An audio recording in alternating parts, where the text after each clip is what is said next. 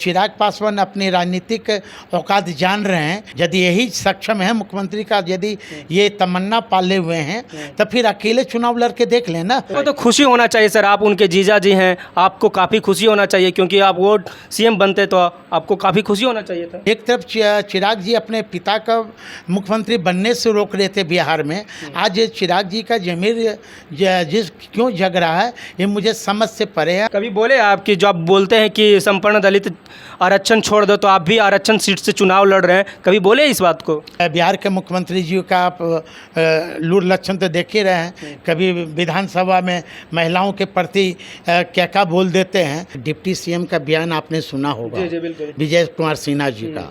उन्होंने स्पष्ट चिराग जी को संकेत दे दिया है कि मेरे अंगने में तुम्हारा क्या काम है। दलित नेता है, बड़े दलित नेता है चिराग पासवान। नहीं, कभी नहीं। दलित नेता होते तो ये नहीं कहते कि संपन्न दलित आरक्षण छोड़ दो। तो चिराग जी ये मनवादी विचारधारा के और सामंतवादी विचारधारा के ये पोषक हैं। ये पारिवारिक मामला कम बल्कि राजनीतिक मामला ज़्यादा था, क्योंकि वो अलौली का जो विधानसभा सीट है उसको लेकर ये ढोंग रचा गया था या साजिश रची गई थी किन्हीं और के द्वारा। चिराग जी से हमारी लड़ाई विचारधारा की लड़ाई है।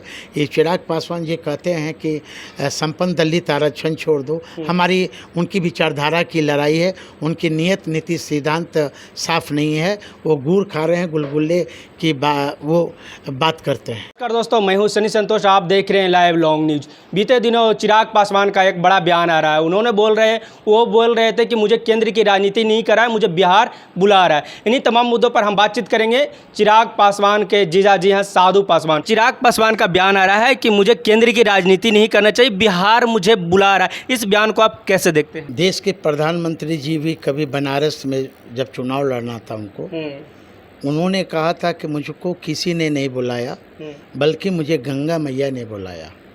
और चिराग जी उसी का ट्रू कॉपी कर रहे हैं कि मुझको बिहार के लोगों ने बुलाया। क्या बिहार के लोग उनको इनवाइट करने गई थी क्या आप बिहार आओ? पहली बात है कि यहाँ पर नो वैकेंसी है सीएम का, कोई वैकेंसी नहीं है। यहाँ ऑलरेडी बिहार की जनता, सभी जाति धर्म के लोग, युवा, खासकर युवा आदरणीय तेजस्वी यादव जी के नेतृत्व में सरकार देखना चाहती है। और चिराग जी खैर दिन में सपना देख रहे हैं, कोई बुरी बात नहीं, सपना देखना चाहिए। आप जो बोल रहे हैं कि नो वैकेंसी तो जेडीयू वाले आपके नेता के लिए कहते हैं, तेजस्वी यादव के लिए, कि कोई वैकेंसी नहीं है सीएम का। अब जेडीयू वाले क्या बोलते हैं, है ना। बीजेपी वाले का कल जो बयान, एक डिप्टी सीएम का बयान आपने सुना होगा, विजय कुमार सिन्हा जी का। उन्होंने स्पष्ट चिराग जी को संकेत दे दिया है कि मेरे अंगने में तुम्हारा क्या काम है। उन्होंने स्पष्ट कहा कि कोई भी अभिनेता नेता नहीं बन सकता, कोई चांदी के चम्मच में और थाली में पैदा होने वाले, खाने वाले वो नेता नहीं बन सकता। विजय कुमार सिन्हा ने स्पष्ट संकेत दे दिया है। और भारतीय जनता पार्टी में खुद उनके सहयोगी दल और भारतीय जनता पार्टी में खुद गृह युद्ध हो रहे हैं मुख्यमंत्री पद के लिए। किसी राज्य का मुख्यमंत्री बिहार आते हैं और अशोक सम्राट जी को मुख्यमंत्री घोषणा करके जाते हैं कि अगला सीएम फेस ये होंगे। चिराग पासवान बोल रहे हैं कि मेरे पिताजी केंद्र की राजनीति बहुत किए थे, अब मुझे राज्य की राजनीति करना चाहिए, यानी बिहार की राजनीति करना चाहिए। क्या गलत है उनका बयान ये? देखिए, जब देश के प्रधानमंत्री अटल बिहारी वाजपेयी जिस समय थे, उस समय स्वर्गीय रामविलास पासवान जी को उन्होंने ऑफर दिया था कि आप बिहार के मुख्यमंत्री बन जाइए। उन्होंने नकार दिया, और नकारने का एक ही कारण था कि चिराग पासवान और मेरी सासू माँ आदरणीय से श्रीमती रीना पासवान जी उन्हें रोकने का काम किया कि आप बिहार के पॉलिटिक्स में आप नहीं जाएंगे, आप केंद्र की राजनीति करेंगे। तो एक तरफ चिराग जी अपने पिता का मुख्यमंत्री बनने से रोक रहे थे बिहार में, आज चिराग जी का जमीर क्यों जग रहा है ये मुझे समझ से परे है। हमें तो लगता है कि ये भारतीय जनता पार्टी को प्रेशर पॉलिटिक्स कर रहे हैं। ये ऐसा सुनने में आ रहा है, या कुछ लोग कह रहे हैं कि वो सीएम बनना चाहते हैं। ये भाई तो सीएम, मैं तो कह रहा हूँ ये लोकतंत्र है। और यदि चिराग जी या कोई भी व्यक्ति सपना देख रहे हैं तो इसमें मुझे क्या इतराज़ है, सपना देखते रहें। मुझे सपना वो देखे भाई, वो तो बिहार की जनता तय करेगी कि बिहार का मुख्यमंत्री कौन बनेगा। क्या लग रहा है, चिराग उस लायक नहीं है?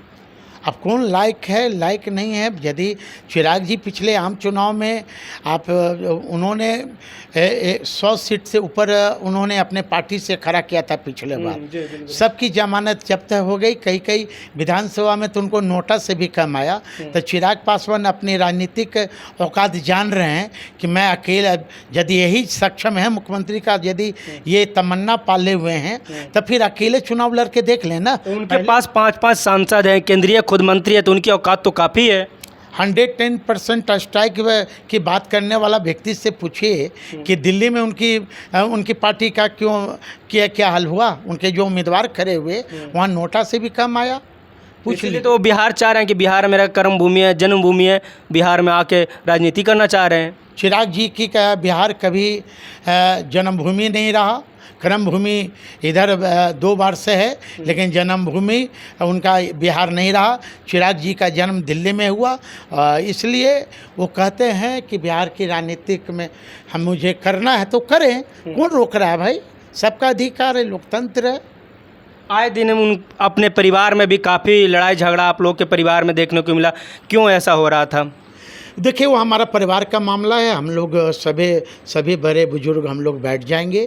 घर का जो पारिवारिक मामला है वो मीडिया में नहीं आना चाहिए, लेकिन कोई पार्टी विशेष के लोगों के द्वारा मीडिया में हमारे परिवार का जो लड़ाई था उसे मतलब लाकर मैं उस घटना की मैं निंदा करता हूं, नहीं होना चाहिए।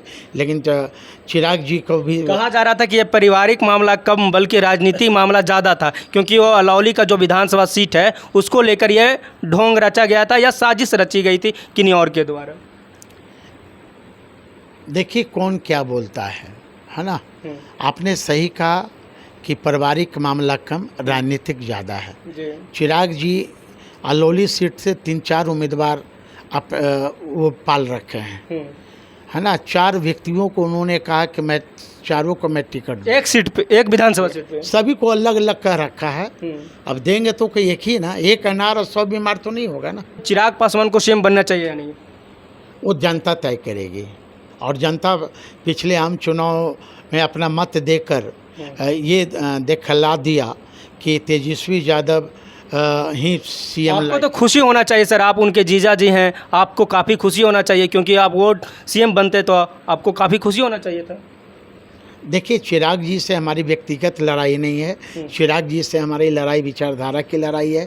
ये चिराग पासवान जी कहते हैं कि संपन्न दलित आरक्षण छोड़ दो, हमारी उनकी विचारधारा की लड़ाई है। उनकी नीयत नीति सिद्धांत साफ नहीं है, वो गुड़ खा रहे हैं, गुलगुल्ले की वो बात करते हैं। कभी बोले आपकी, जो आप बोलते हैं कि संपन्न दलित आरक्षण छोड़ दो, तो आप भी आरक्षण सीट से चुनाव लड़ रहे हैं, कभी बोले इस बात को?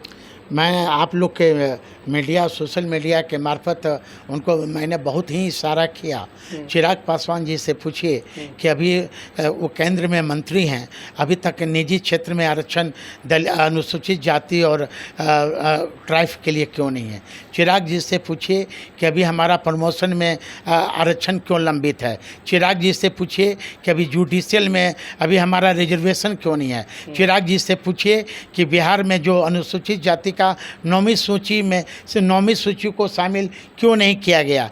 चिराग जी से पूछिए कि बिहार में नीतीश कुमार के सरकार है, यहाँ शराब और तारीख के नाम पर सबसे ज़्यादा गरीब गुरबा दलित ही बंद हैं। चिराग जी से पूछिए कि अभी तक चौकीदार दफादार का मामला 2 साल से लंबित है, उस चौकीदार दफादार की लड़ाई जो है इन्होंने सदन तक क्यों नहीं आवाज़ उठाने का काम किया। इसलिए चिराग जी का कथनी और करनी में अंतर है। चिराग पासवान जी कभी बहुजनों को नेता नहीं रहे हैं, दलित नेता हैं, बड़े दलित नेता हैं चिराग पासवान। नहीं, कभी नहीं। दलित नेता होते तो ये नहीं कहते कि संपन्न दलित आरक्षण छोड़ दो।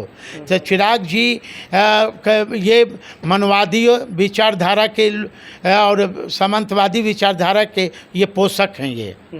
अच्छा, जो दलित लोग रहते हैं वो बीजेपी में जाते हैं, जैसे जीतन राम मांझी, उसने भी हाल फिलहाल में एक बयान दिया है, उसने भी बोला कि दलितों को इस तरह से आरक्षण रियायती के पद पे देना चाहिए, आर्थिक आधार पे देना चाहिए। देखिए, आदरणीय जीतन राम मांझी जी का उम्र करीब 70 से 80 हो गया, उम्र का तगादा भी है ना। जिस तरह बिहार के मुख्यमंत्री जी का आप लूर लक्षण तो देख ही रहे हैं, कभी विधानसभा में महिलाओं के प्रति क्या बोल देते हैं, कभी प्रधानमंत्री जी का पैर पकड़ लेते हैं, कभी अफसर का पैर पकड़ते हैं, इसलिए उम्र का तगादा है। लेकिन आदरणीय जीतनराम मांझी जी का जिस तरह बयान आया कि देश से आरक्षण खत्म होना चाहिए, तो जीतनराम मांझी जी पहले केंद्र के मंत्री से इस्तीफा दे और इनके जो पुत्र हैं बिहार सरकार में जो मंत्री हैं वो नैतिक जिम्मेदारी लेते हुए इस्तीफा देना चाहिए। और यदि जीतनराम मांझी यही चाहते हैं कि आरक्षण यदि छोड़ दे तो सबसे पहले जीतनराम मांझी जी खुद रिजर्व सीट छोड़कर जनरल सीट से चुनाव लड़े। Thank you. तमाम मुद्दों पर आपकी क्या राय है, कमेंट बॉक्स में आप अपनी जवाब दीजिए। आप देख रहे थे लाइव लॉन्ग न्यूज में हूं सनी संतोष। जय हिंद, जय भारत।